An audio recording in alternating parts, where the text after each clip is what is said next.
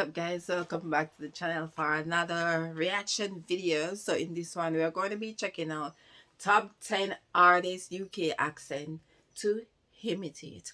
Okay guys, yes, so I can't wait to check out this video. So if you're new to the channel, welcome, and I hope before you leave that you will subscribe. So let's check this video out.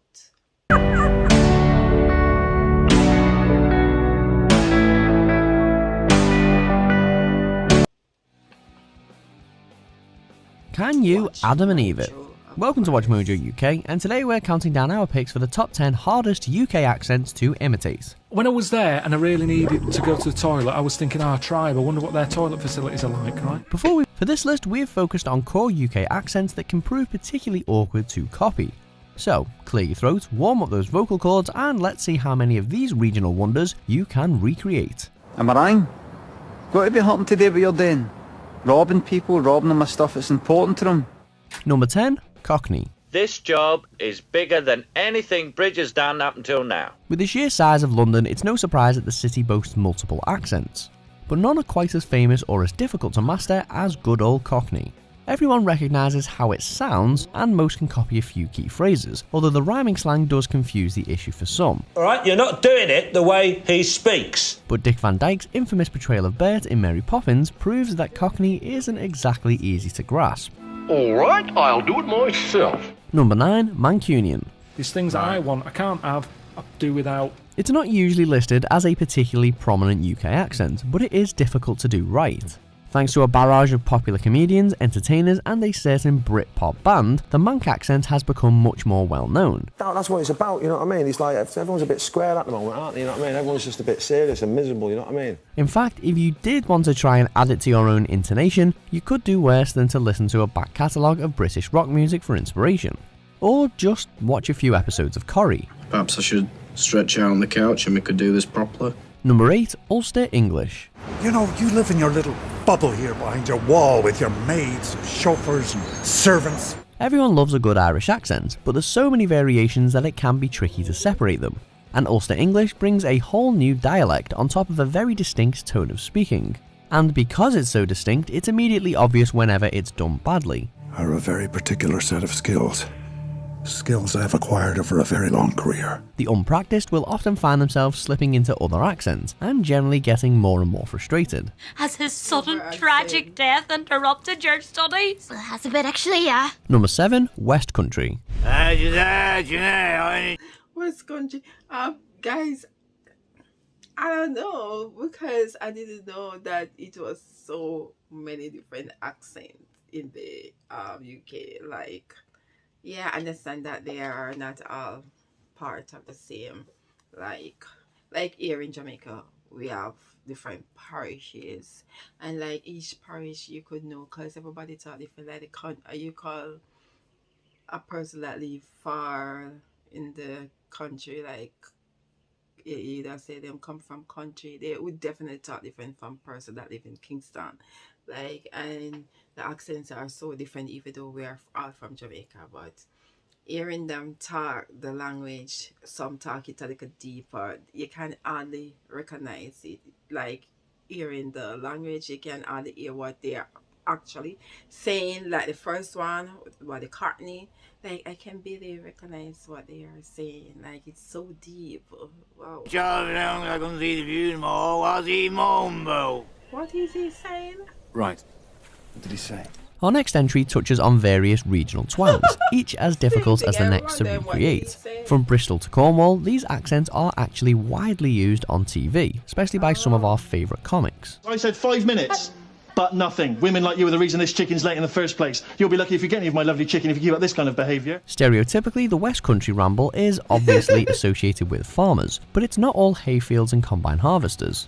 The hard-hitting crime drama Broadchurch also puts the accent onto primetime telly. I love you very much. And if you remember our smile, give it a go for me, would you? Number 6, Scouse. Where's me coffee cup with the mould in it? I threw it away, sir.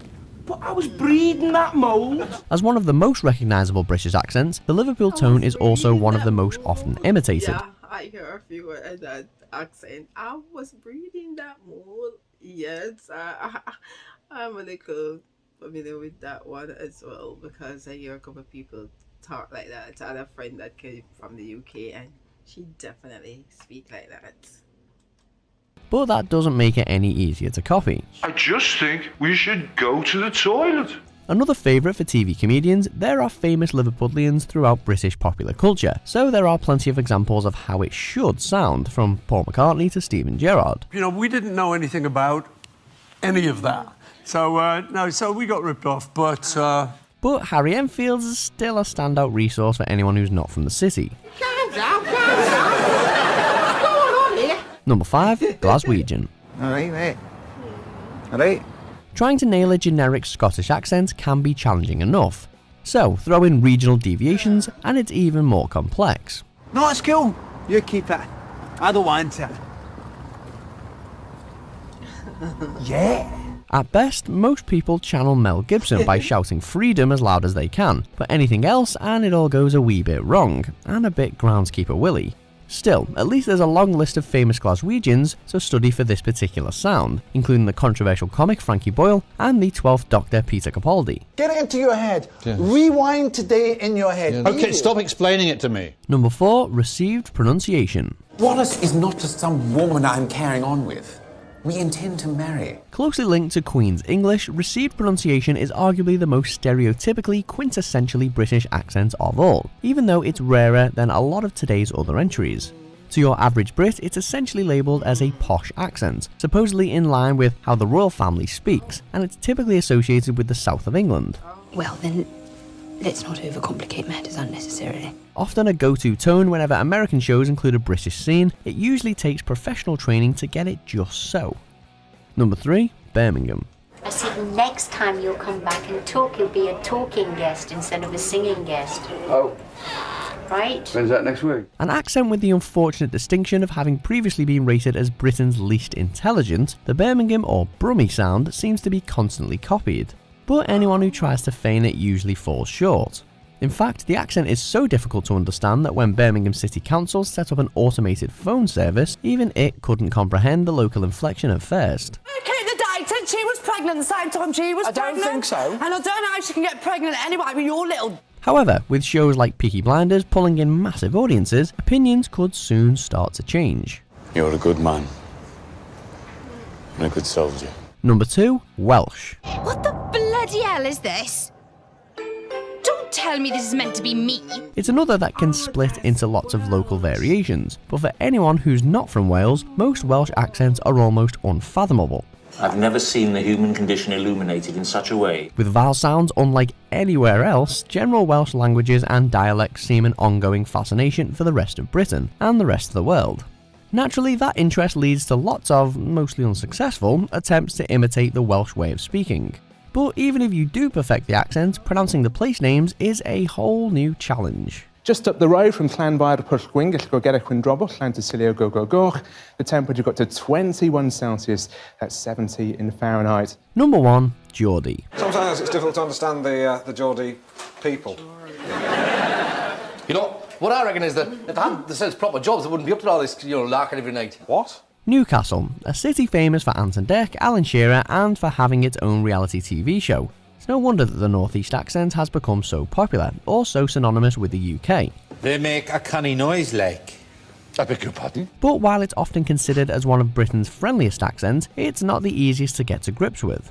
For anyone who's trying to forge it, it's usually the case of a few cannies here, a tune or two there, and a why man to finish. But true Geordies will spot the copycat a mile off. It better not be no like last week. Me cracker's still burning. All right, this week we will be doing all new pet.